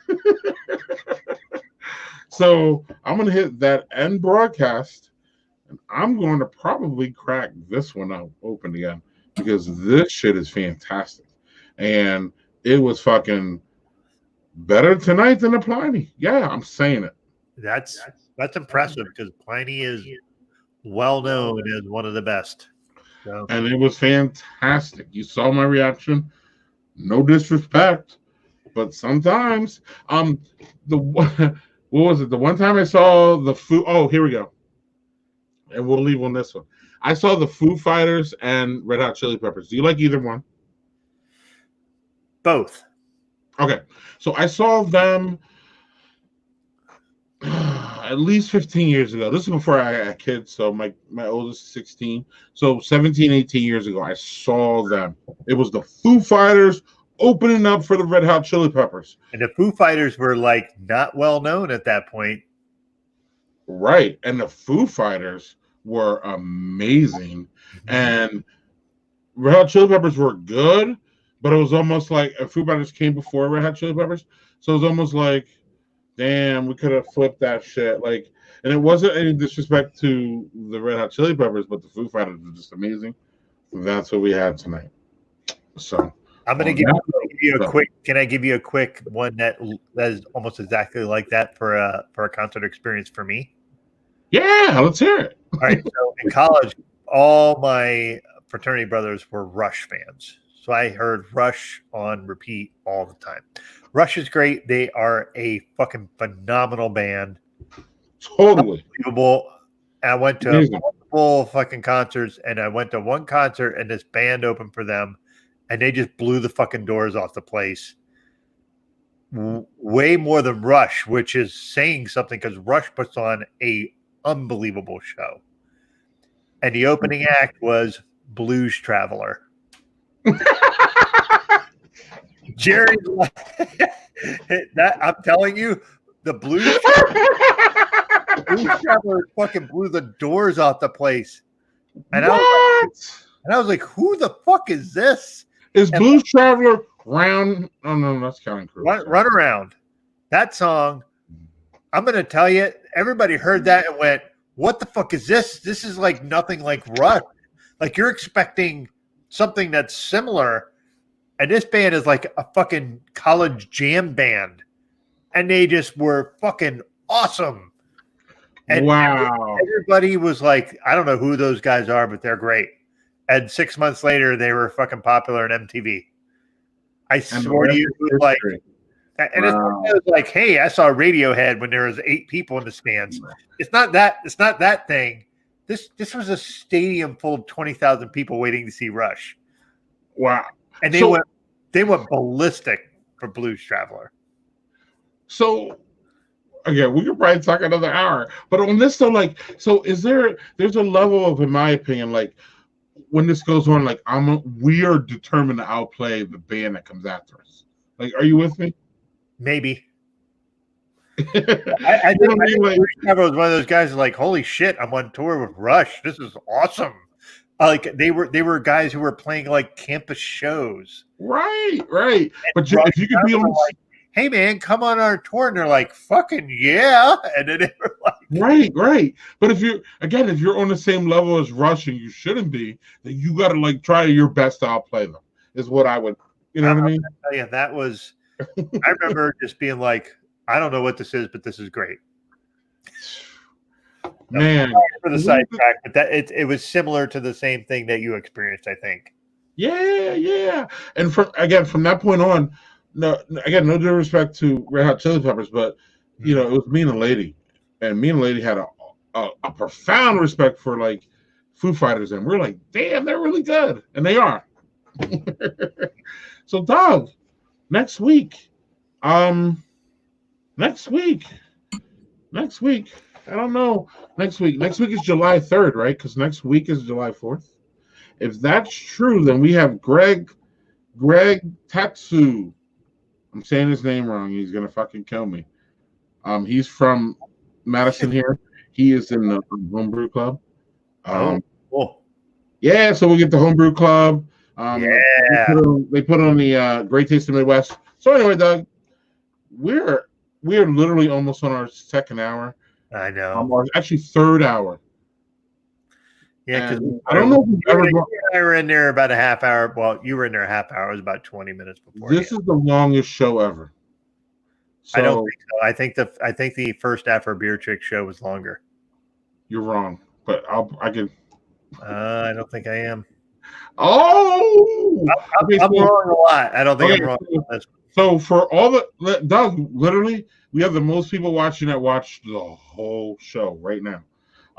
So for those people, Doug and I are going to hash that out. Is this the longest show today, or was Afro Beer Chick's first appearance the longest show, or is Doug wrong, or are we both wrong and there was a longer show than this? We will tell you next week. But until then, I'm going to have this, and I think we put our work in, buddy. For 2 hours. Thanks, everybody. Love you, Doug. See you soon. And take care. Cheers to everybody who's in. Thank you for watching, and we'll be back. Doug, we have a meet my friends on Tuesday night. Yeah, I'll be there. Cool. Bottle. No, I forget. And we've had so many beers, and apologies to the folks that are going to be there on Tuesday. Bottle makes 3. We've had a lot of beer at this point. Bottle makes 3. Jeff and Chris from Colorado. I remember. That's right. Talked to them about Colorado beer and all that. Snap. What's up, Joel?